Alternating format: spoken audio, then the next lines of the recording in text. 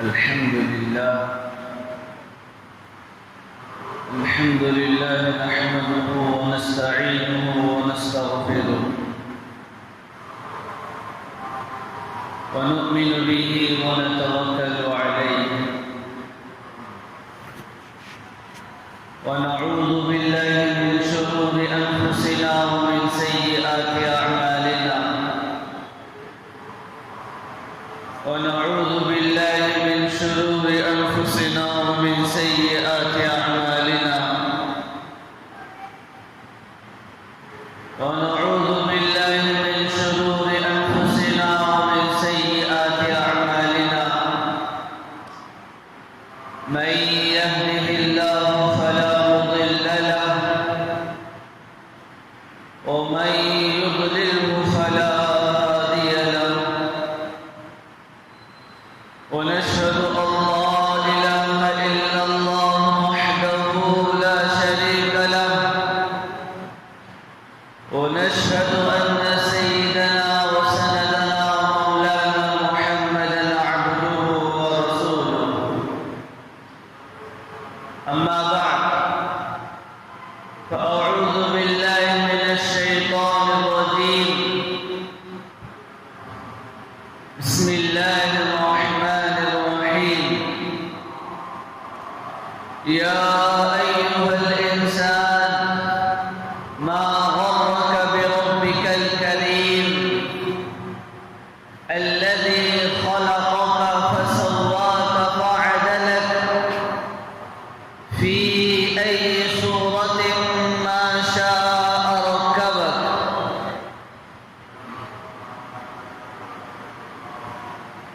وقال الله تعالى والتين والزيتون وطور سينين وهذا البلد الأمين لقد خلقنا الإنسان في أحسن تقويم قال علي رضي الله تعالى عنه يقول ناعته لم أر قبله ولا بعده مثله وقال المغيرة رضي الله تعالى عنه ما رأيت شيئا قط أحسن منه صدق الله العظيم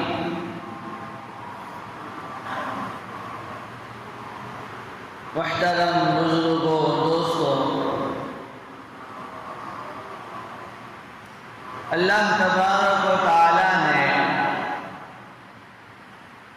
سب مخلوقات میں بہترین شکل و صورت بہترین ڈھانچہ انسانوں کا بنایا اللہ تعالیٰ ایک جگہ ارشاد فرماتے ہیں لقد خلقنا الانسان فی احسن تقویم کہ یقیناً ہم نے انسان کو خوبصورت ترین ڈھانچے میں بنایا ہے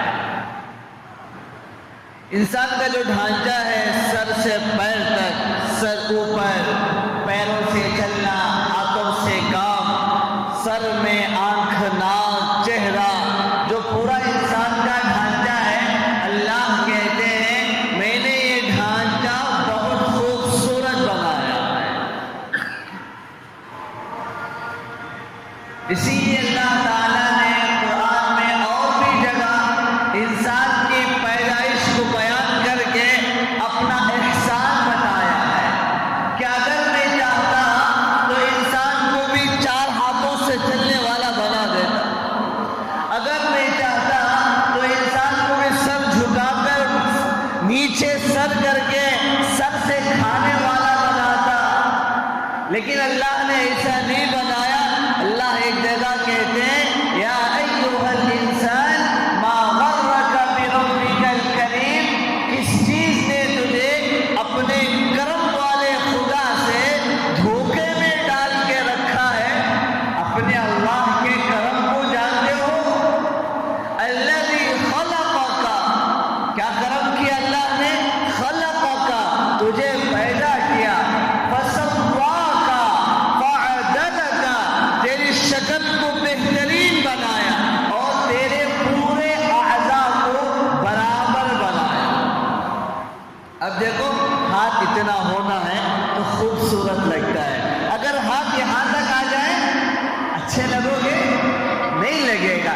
ناک یہاں تک ہو تو اچھی لگتی ہے، کسی کی ناک یہاں تک آ جائے اچھی لگے گی؟ نہیں لگے گی۔ کان یہاں تک ہو تو خوبصورت لگتے ہیں، کان اور لمبے یہاں تک آ جائے بدصورت لگتے ہیں۔ اللہ کہتے ہیں فَسَوَّاكَ فَعَدَلَكَ، میں نے تیرے ہر عضو کو اتنا ہی بنایا جتنا بن کر وہ اچھا لگتا تھا۔ ہم اللہ تعالیٰ کسی کو آزماتے بھی ہیں، کسی کو امتحان میں ڈالتے ہیں۔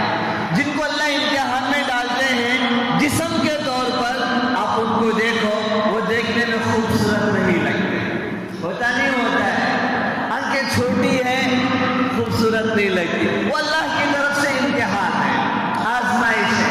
اللہ اس کو امتحان دیتے ہیں کہ اگر میرا بندہ اس حال میں بھی خوش رہے تو اللہ اس سے خوش ہو جاتے ہیں۔ کسی کا ہاتھ چھوٹا ہو تو بدصورت لگتا ہے، اس کو بھی شرم آتی ہے، اس کو بھی، کیونکہ اس کا ہاتھ اتنا نہیں ہے جتنا ہونا چاہیے۔ کسی کا پیر یوں ہو جائے خوبصورت نہیں لگتا ہے، کیونکہ پیر کا برابر ہونا خوبصورت ہی ہے۔ تو اللہ کہتے ہیں کیا میرا احسان نہیں ہے فَعَدَلَكَ، کہ میں نے تیرے جسم کے ہر عضو کو اتنا ہی بنایا جتنے سے وہ اچھا لگتا تھا۔ تو سب انسانوں کا ڈھانچہ اللہ نے بہترین بنایا، پھر انسان کے ہر عضو کو اتنا ہی بنایا جس سے انسان خوبصورت لگے۔ ایک تو عام بات ہوئی۔ اب پھر ڈھانچے کے علاوہ انسان میں رنگ ہوتا ہے، رنگ سے خوبصورتی کم زیادہ ہوتی ہے، شکل ہوتی ہے، بناوٹ، کسی کی شکل بہت اچھی ہوتی ہے، کسی کی کم اچھی ہوتی ہے، کسی کی بہت کم اچھی ہوتی ہے۔ یہ انسانوں میں اللہ نے فرق رکھا ہے، وہ اس کی حکمت ہے، اللہ جیسا چاہے جس کو جیسا بنا دے اس کی مرضی ہے۔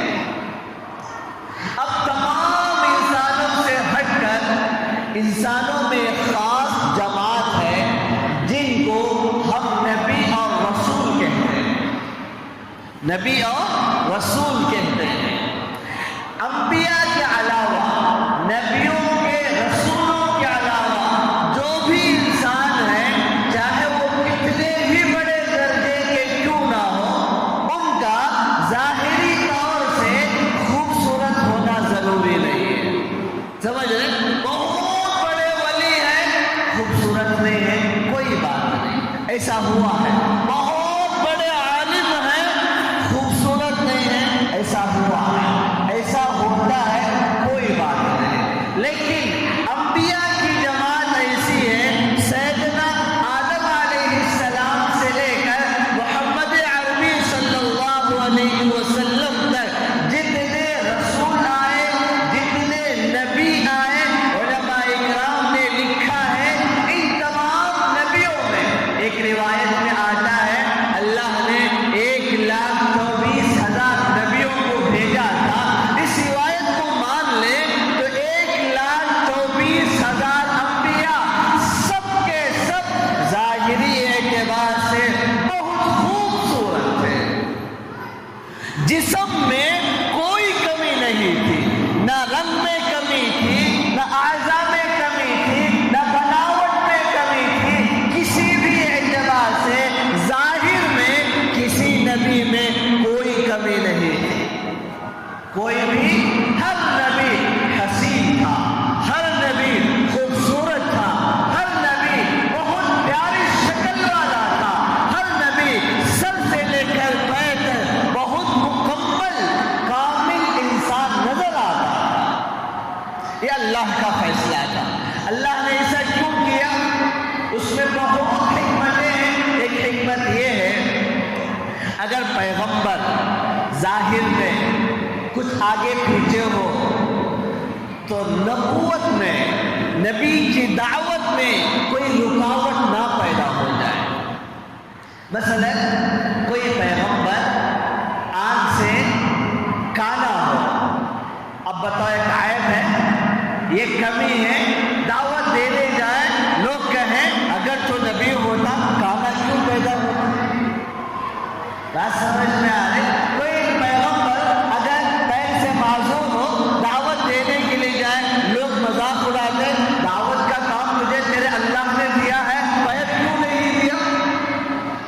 بات سمجھ رہے؟ سمجھا رہا ہوں میں۔ اسی لیے اللہ نے ہر پیغمبر کو خوبصورت بنایا، حسین بنایا، جمیل بنایا، سر سے لے کر پیر تک ان میں کوئی کمی نہیں ہوتی۔ وہ طاقت میں بھی بھرپور ہوتے تھے، جوانی میں مکمل دکھتے تھے، حسن میں کامل ہوتے تھے، دیکھتے ہی ان کے چہرے سے محبت ہوتی تھی، چاہے دیکھنے والا اپنا ہو غیر ہو، ان کے حسن کی تعریف سب کرتے تھے۔ اللہ نے ایسا بنایا۔ اب پھر پیغمبروں کی جماعت میں سب سے زیادہ حسین حسن ظاہری حسن، جس کو ہر آنکھ دیکھ سکے، جس کو ہر آنکھ سمجھ سکے، ہر دیکھنے والا اس کے حسن کو جان سکے، ایسا حسن سب سے زیادہ اللہ نے سیدنا یوسف علیہ السلام کو عطا فرمایا۔ اسی لیے آپ کا حسن بہت مشہور ہے۔ حسن یوسف ایک مثال ہے۔ قرآن میں بھی آپ کے حسن کا تذکرہ ہے، قرآن میں آپ کے حسن پر فدا ہونے والی عورتوں کا تذکرہ ہے، آپ کے حسن و جمال کو دیکھ کر بے خود ہو جانے والی، اپنے آپ کو بھول جانے والی عورتوں کا قرآن میں تذکرہ ہے۔ اللہ نے آپ کو بہت حسین بنایا، بہت پیارا بنایا۔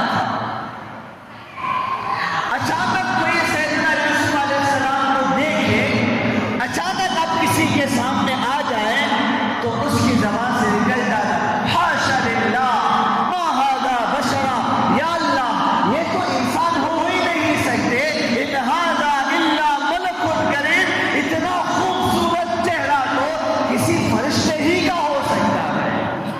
اللہ نے ایسا حسین چہرہ آپ کو عطا فرمایا۔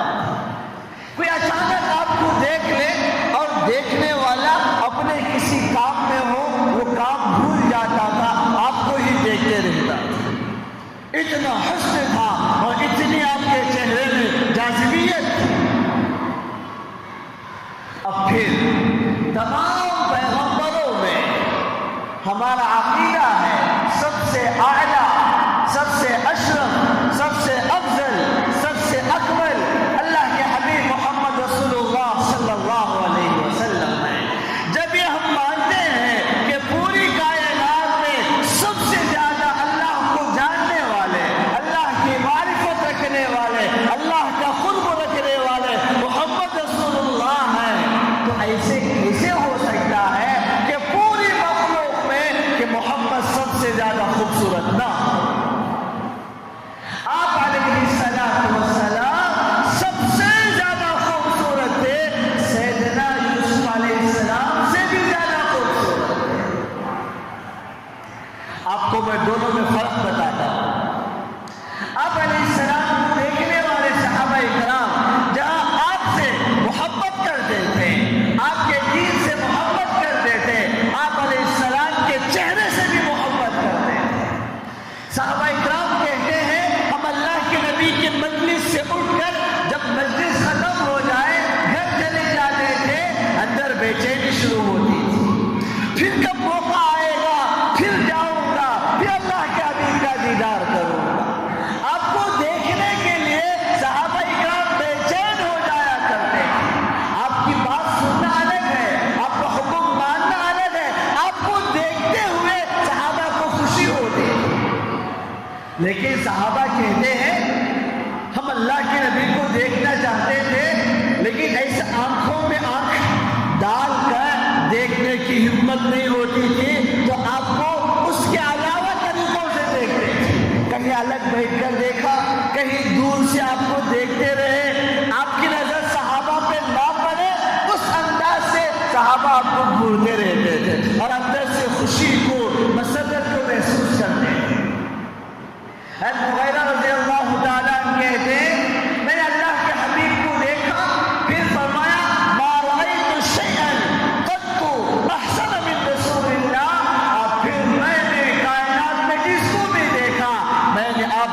حسین نہیں دیکھا. بہت خوبصورت ہے. سیدنا علی رضی اللہ تعالیٰ عنہ فرماتے ہیں جس نے اللہ کے حبیب کو دیکھا ہے، آپ کے چہرے انور کے دیدار کیا ہے، تو مجھ سے پوچھو کہ اللہ کے حبیب کیسے تھے. وہ ایک جملہ ضرور کہے گا، ما لم ار قبلہ ولا بعدہ مثلہ، کہ میں نے محمد جیسا چہرہ نہ پہلے کبھی دیکھا تھا اور محمد جیسا چہرہ میں نے محمد کے بعد کبھی نہیں دیکھا. حسن و جمال کا پیکر تھا. صحابہ کہتے ہیں، ایک صحابی جابر رضی اللہ تعالیٰ کہتے ہیں ایک مرتبہ اتفاق کی بات تھی، ایسے ہی ہو گیا. کیا ہوا؟ میں نے دیکھا آپ علیہ السلام مسجد میں بیٹھے ہوئے، رات کا وقت تھا اور اس دن کی رات 14ویں رات تھی. ہم سب جانتے ہیں 14ویں رات میں چاند بہت روشن ہوتا ہے، پورا چاند دکھتا ہے، بہت نورانی ہوتا ہے، اور اس رات میں پورا آسمان مہکتا ہے، چمکتا دھمکتا رہتا ہے. وہ صحابی کہتے ہیں میں گھر سے نکل کے آیا تھا، اللہ کے حبیب مسجد میں تھے اور رات کا وقت تھا، میری نگاہ چاند پر پڑی، پھر میں نے مسجد میں دیکھا اللہ کے حبیب بیٹھے. تو پھر میں جس سے محبت ہوتی ہے نا، وہ محبت میں بہت کچھ کرتا رہتا ہے. وہ صحابی کہتے ہیں پھر میں سوچا ادھر آسمانوں میں چاند ہے، یہاں مدینے میں اللہ کا حبیب ہے، پھر میں کبھی آپ کو دیکھتا کبھی چاند کو دیکھتا. جعلت انظر الیہ والی القمر، پھر چاند کو دیکھتا، میں سوچتا چاند خوبصورت ہے یا یہ مدینے کا چاند خوبصورت ہے. میں فیصلہ کرنے کے لیے بار بار دیکھتا تھا، کبھی اللہ کے حبیب کو دیکھتا، پھر چاند کو دیکھتا، پھر اللہ کے حبیب کو دیکھتا، پھر چاند کو دیکھتا. صحابی کہتے ہیں میں دیکھ دیکھ کر فیصلہ کرنے پہ مجبور ہوا. فلو ہوا احسن منہ، میرا حبیب اس چاند سے بھی زیادہ خوبصورت تھا. اللہ نے ایسا حسین عطا فرمایا، حسن عطا فرمایا. ایک صحابی کہتے ہیں اللہ کے حبیب کے چہرے کو جاننا چاہتے ہو، یہ تلألؤ کلألؤ القمر لیلۃ البدر. تم کو میں صحابی تابعین سے کہتے ہیں میں تم کو اللہ کے حبیب کے چہرے کا حقیقی حسن بیان نہیں کر سکتا، وہ تو دیکھنے ہی سے معلوم پڑتا ہے. لیکن اللہ کے حبیب اللہ کے پاس جا چکے ہیں، تم دیکھ نہیں سکتے. اگر کچھ سمجھنا چاہتے ہو، ایسا ہوتا نا جو چیز ہم جان نہیں سکتے اس کو مثال سے سمجھتے ہیں، ایسی حدیث مثال سے سمجھاتے ہیں کہ ذہن وہاں تک جاتا ہے. صحابی تابعین سے کہتے ہیں تم اللہ کے حبیب کے حسن کو جاننا چاہو، سن کر سمجھ نہیں سکتے. میں بولوں تو بول نہیں سکتا، آپ کا حسن بیان سے باہر ہے، سمجھنے سے باہر ہے. ہاں ایسا کہتا ہوں سنو، تم چاند کو چمکتا ہوا دمکتا ہوا 14ویں رات میں دیکھا ہے؟ شاگردوں نے کہا دیکھا ہے. سب دیکھتے ہیں 14ویں رات کے چاند کو چمکتا ہے دمکتا ہے، اس کو خود دیکھنے کو جی کرتا ہے. صحابی نے کہا سنو، یہ تلألؤ وجہ رسول اللہ، اللہ کے حبیب کا چہرہ صرف 14ویں رات میں نہیں، 24 گھنٹے 365 دن 14ویں رات کی طرح چمکتا رہتا تھا. چاند تو مہینے میں ایک بار چمکتا ہے، وہ بھی دکھتا اس وقت ہے جب ابر نہ ہو. ابر ہو تو 14ویں رات کا چاند بھی چھپ جاتا ہے، لیکن رسول اللہ کی بات یہ تھی 24 گھنٹے چمکتے رہتے. اما عائشہ رضی اللہ تعالیٰ عنہ اللہ کے حبیب کے بارے میں عرض کرتی ہے، وہ جو قرآن میں قصہ ہے سیدنا یوسف علیہ السلام کے حسن و جمال کا، کہ عورتوں کے ہاتھ میں کوئی پھل تھا، چاقو تھی، وہ پھل کاٹ رہی تھی. زلیخا نے یوسف علیہ السلام سے کہا اخرج، یوسف ادھر آؤ.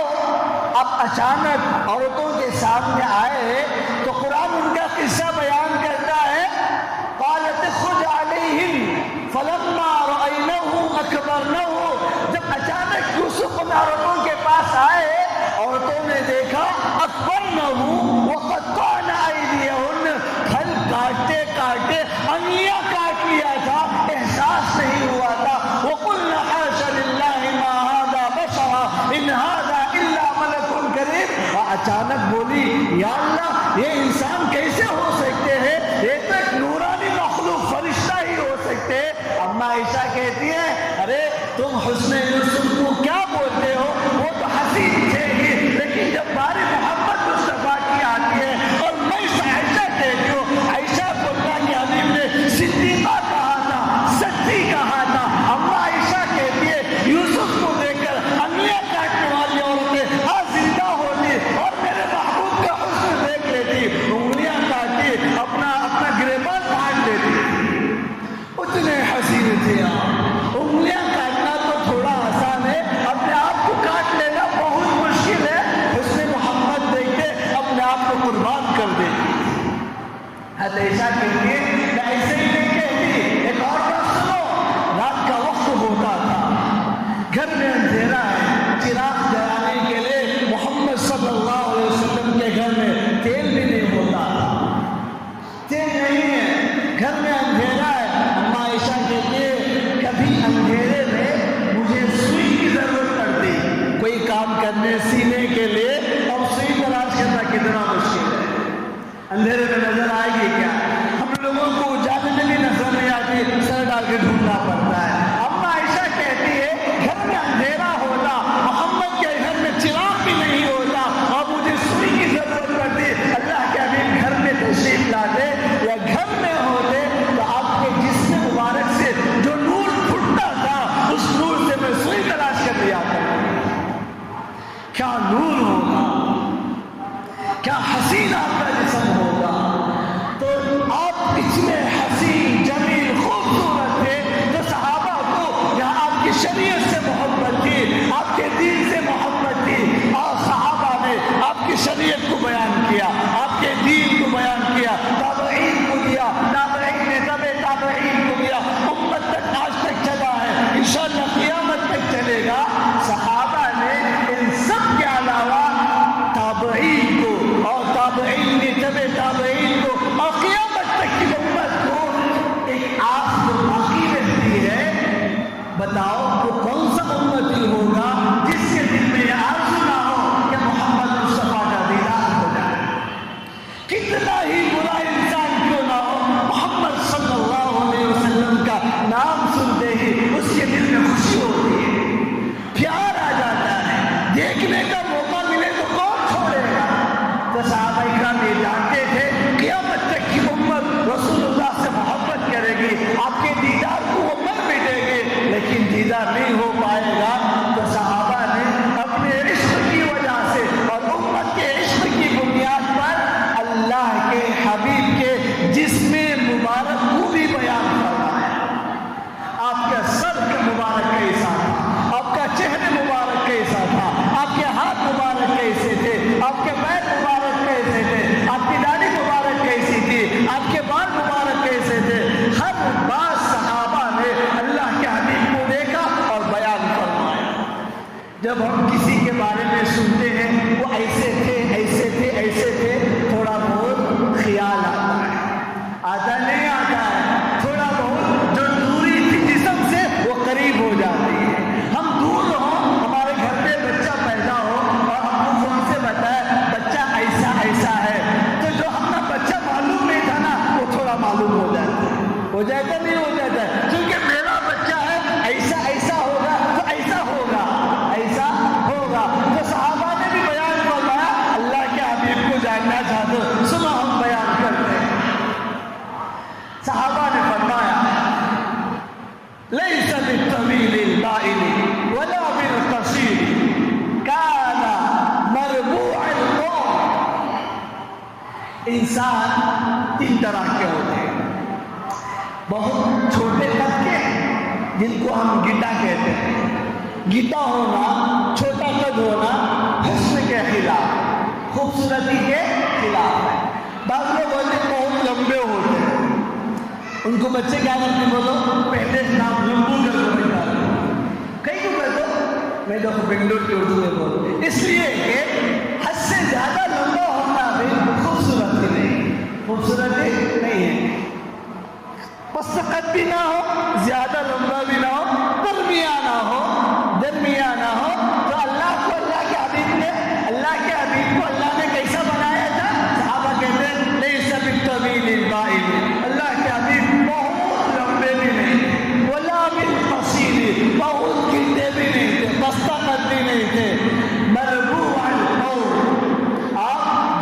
درمیانی قد کے تھے. اب دیکھو یہاں پر ایک معجزہ دیکھو. اب اللہ کے حبیب درمیانی قد کے ہیں. کوئی صحابہ میں کوئی زیادہ قد کے بھی ہوں گے. جب بیٹھتے ہیں تو زیادہ قد کے جو ہوتے ہیں وہ اونچے دکھتے ہیں. جب چلتے ہیں تو زیادہ قد کے جو ہوتے ہیں وہ اونچے دکھتے ہیں. بات صحیح ہے. اب یہاں دیکھو ایک جگہ اللہ نے اپنے حبیب کو درمیانی قد بنایا. اونچا قد بھی نہیں بنایا, نیچا قد بھی نہیں بنایا. لیکن قوم میں تو اونچے قد کے لوگ بیٹھتے وقت بھی ہوتے ہیں, چلتے وقت بھی ہوتے ہیں. اب یہ اللہ کو کیسے منظور کہ محمد مصطفیٰ کسی مجلس میں ہو اور اس مجلس میں محمد کے علاوہ کوئی اونچا نظر آئے. محمد مصطفیٰ چل رہے ہو اور اس چلنے والی جماعت میں اللہ کو یہ کیسے منظور کہ محمد مصطفیٰ سے بھی کوئی اونچا نظر آئے. تو صحابہ کہتے ہیں ہم اللہ کے حبیب کو دیکھتے تھے جب مجلس میں آپ بیٹھے ہوتے یا آپ کسی کے ساتھ چلتے ہوتے جماعت میں, آپ تھے تو درمیانی قد کے لیکن اونچے نظر آتے تھے. آپ سے اونچا کوئی نظر نہیں آتا تھا. آپ بیٹھے ہیں اونچے اونچے لوگ بھی بیٹھو لیکن دیکھنے والوں کو ایسا محسوس ہوتا سب سے اونچے آپ علیہ السلام ہیں. ظاہر میں بھی ایک جماعت کے طور پر آپ نچلے نظر آئے, اللہ کو پسند نہیں. تو آپ کا قد اتنا خوبصورت تھا, ساتھ میں معجزہ بھی تھا. اب قد کے بعد آتا ہے انسان کا رنگ. گورا ہونا خوبصورتی کی علامت ہے, لیکن گورے پن میں دو چیزیں ہیں. وہ ایک گورا پن وہ ہوتا ہے جس میں بالکل لال پن نہیں ہوتا. بہت گورے ہوتے ہیں, گورا سمجھو سفید ہوتے ہیں, جیسا میدے کا آٹا ہوتا ہے نا, چونا ہوتا ہے, ایسا سفید ہوتے ہیں. اتنے گورے جو ہوتے ہیں بچے ان کو گورو کر کے بچپن میں کام رکھتا ہے. کیوں بولو اتنا گورا پن اچھا نہیں لگتا, حسن حسین نہیں ہے. اور اچھا گورا پن میں تھوڑا لال پن ہونا چاہیے, گندمی پن ہونا چاہیے. لیکن گندمی پن زیادہ ہو جائے تو گورا رنگ سولا ہو جاتا ہے. گورا رنگ سولا ہو جاتا ہے. تو صحابہ کہتے ہیں لیس بالابیض الامحق ولا بالآدم اسمر اللون ازہر اللون. صحابہ کہتے ہیں اللہ کے حبیب سفید چونے کی طرح بھی نہیں تھے اور بالکل لال بھی نہیں تھے کہ سولے ہو جائے. آپ کا رنگ ازہر اللون تھا, آپ کا رنگ چمکیلا تھا, آپ گورے تھے. گورے پن میں تھوڑا سا گندمی رنگ تھا جس کی وجہ سے آپ کا رنگ چمکتا رہتا تھا. بہت پیارا رنگ تھا آپ کا, اسمر اللون, گندمی رنگ تھا, ازہر اللون, چمکنے والا رنگ تھا. حضرت ابو ہریرہ ایک جگہ ارشاد فرماتے ہیں, جانتے ہو اللہ کے حبیب کی بناوٹ کیسی تھی؟ کأنما, سبحان اللہ, صحابہ نے پوری کوشش کی ہم اس میں محمد کو الفاظ میں بیان کریں. کسی نے کچھ کہا, کسی نے کچھ کہا. حضرت ابو ہریرہ کہتے ہیں کأنما صیغ من فضة. چاندی جانتے ہو کتنی صاف ہوتی ہے, شفاف ہوتی ہے. چاندنی سے, چاندی سے, صاف ستھری پاکیزہ چاندی سے خوبصورت کوئی مورتی بناؤ تو کتنی حسین ہو سکتی ہے, اس سے زیادہ حسین نظر آتے ہیں. پھر صحابہ کہتے ہیں آپ کا چہرے مبارک کیسے تھا, آپ کا سر مبارک کیسے تھا؟ عظیم الہامہ, آپ چھوٹے سر کے نہیں تھے. آپ کا سر اعتدال کے ساتھ ایک خوبصورت انداز کے ساتھ بڑا تھا جس سے آپ اچھے لگتے تھے. اور آپ کے سر میں بال تین طرح سے ہوتے تھے. صحابہ کہتے ہیں لما وفرا جمعہ. آپ علیہ السلام نے سر کو منڈانا, جسے ہم ٹخلا کرنا کہتے ہیں نا, بہت کم فرمایا ہے. آپ بال زیادہ نہیں کاٹتے تھے. تو صحابہ کہتے ہیں آپ کے بال تین طرح سے, کبھی آپ کے بال کانوں تک ہوتے, کبھی کان کی لو تک ہوتے نیچے تک, کبھی آپ کے بال کندھے تک ہوتے تھے. تین طرح سے آپ بال رہتے. ایسا نہ ہو تو اس کے علاوہ جو حالت تھی وہ آپ نے حج میں, عمرے میں جو آپ نے حلق فرمایا تھا وہ کیا ہوا. آپ نے حلق فرمایا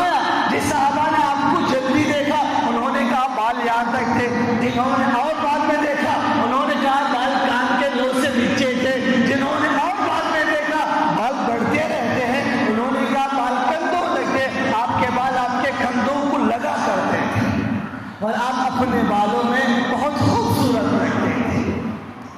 अब आजकल, पहले तो बालों का ज्यादा मसला औरतों का, लड़कियों का, बच्चियों का था, अब पता नहीं क्या मुसीबत आ गई। हमारे नौजवान बच्चे भी बालों के पीछे हजारों के पैसे और लाखों का वक्त खर्च करने लगे।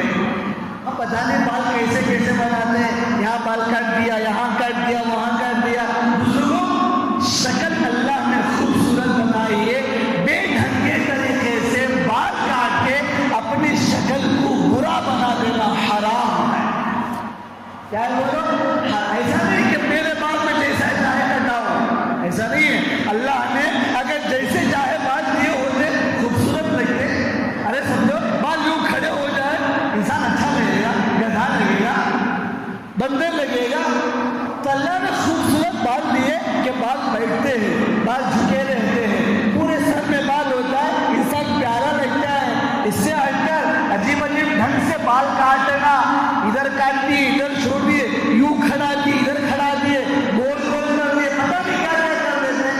अगर शक्ल पूरी हो गई, गुनाह है, कबीरा है, हराम है।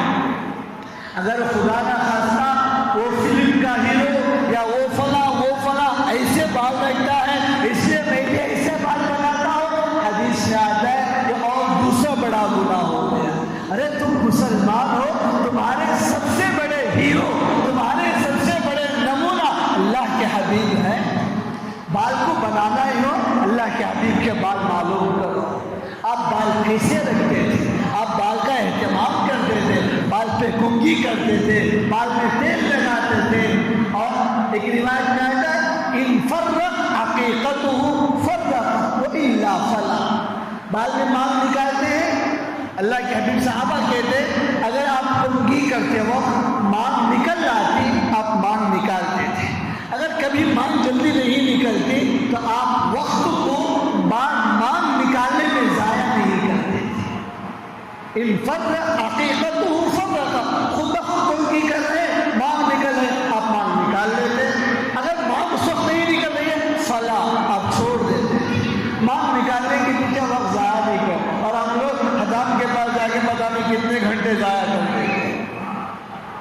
तो आपके बाल मुबारक ऐसे थे, आपका चेहरा मुबारक कैसा था? साहबा कहते वला बिल मुकल्लम, गोल चेहरा अच्छा नहीं लगता, लंबा चेहरा भी अच्छा नहीं लगता। साहबा कहते वला बिल मुकल्लम, आपका चेहरा बिल्कुल गोल नहीं था, बल्कि फीही तदवीर, आपका चेहरा लंबाई में था, उसमें थोड़ी सी गोलाई भी थी, गोलाई भी थी और लंबाई भी थी, दोनों की आमेज़श थी, जिससे आपका चेहरा बहुत प्यारा लगता था।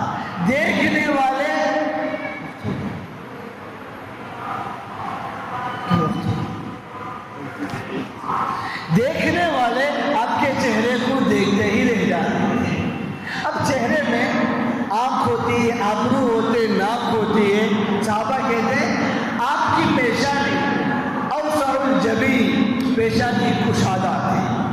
छोटी पेशानी होना औरतों में खूबसूरती है, बड़ी पेशानी होना, कुशादा पेशानी होना मर्द के लिए खूबसूरती है। क्योंकि औरतों की अगर पेशानी बड़े हो जाएंगे तो बाल पीछे चले जाएंगे, बाल यहाँ से शुरू होंगे तो बाल कम आएंगे सर में औरत के, तो खूबसूरती कम हो जाएगी। इसलिए औरत की पेशानी छोटी हो तो खूबसूरती की अलामत है, मर्द की पेशानी बड़ी हो खूबसूरती की अलामत है। साहबा कहते अल्लाह के हबीब औसउल जबीन थे, आपकी पेशानी कुशादा थी।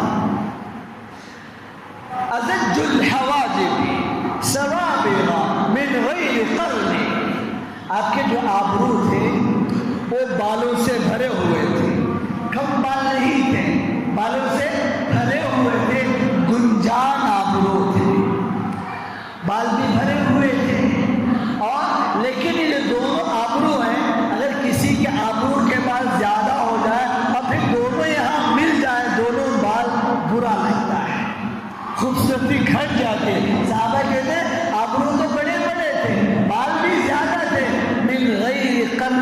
لیکن دونوں آبرو الگ الگ تھے، ایک دوسرے سے ملے ہوئے نہیں تھے۔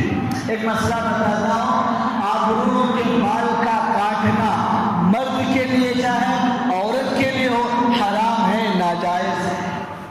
آج کل پتہ نہیں یہ انگریز کسے گالی دے سمجھ میں نہیں آتا، کسی کو گالی نہ دے، ہم ہی بیوقوف ہیں، ہمیں بیوقوف بنانے والے عقل مند ہیں، بیوقوف بننے والے بیوقوف ہوتے ہیں۔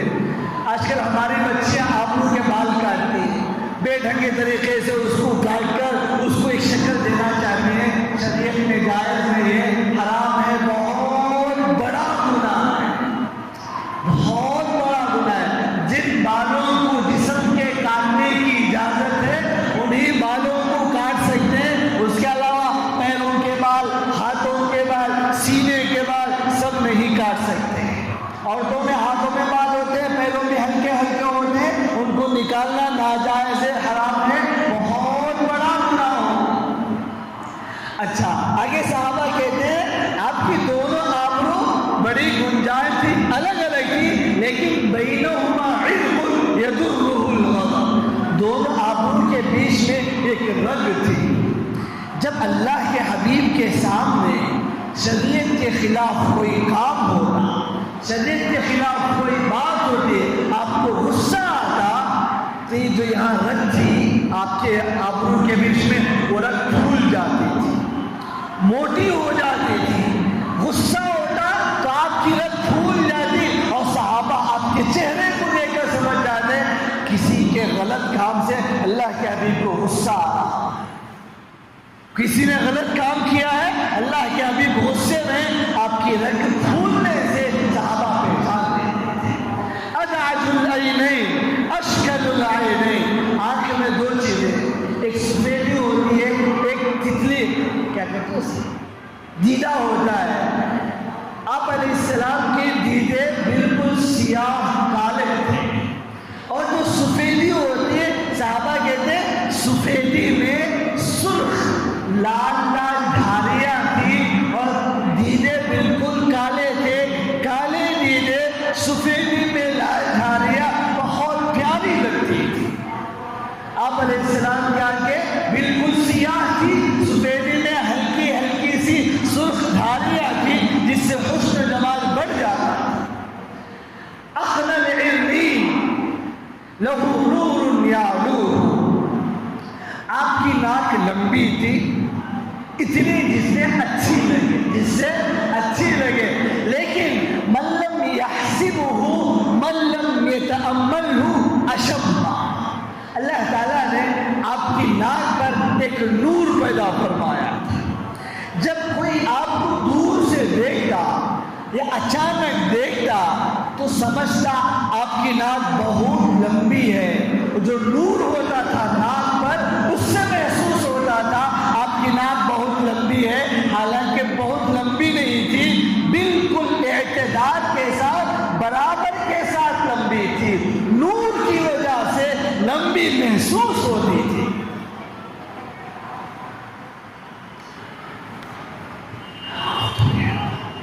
وقت ہو گیا، انشاءاللہ اگلے جمعہ باقی محمد صلی اللہ علیہ وسلم کے جسم مبارک کے حسن و جمال کو جانیں گے۔ یہ بھی ایک محبت کی علامت ہے، اس لیے بیان کیا کہ جس سے محبت ہوتی ہے اس کی ہر چیز سننا محبت سے، محبت کا تقاضا ہوتا ہے۔ اللہ تعالیٰ ہمیں محمد صلی اللہ علیہ وسلم سے حقیقی محبت عطا فرمائے، حقیقی عشق عطا فرمائے، ایسی محبت عشق عطا فرمائے کہ جس کی بنیاد پر ہم دنیا میں بھی کامیاب ہوں، عزت سے جینے والے بنے، آخرت میں بھی اللہ تعالیٰ ہم سب کو عشق محمد صلی اللہ علیہ وسلم کے صدقے میں اللہ ہم سب کی مغفرت فرمائے۔ وما علینا الا البلاغ۔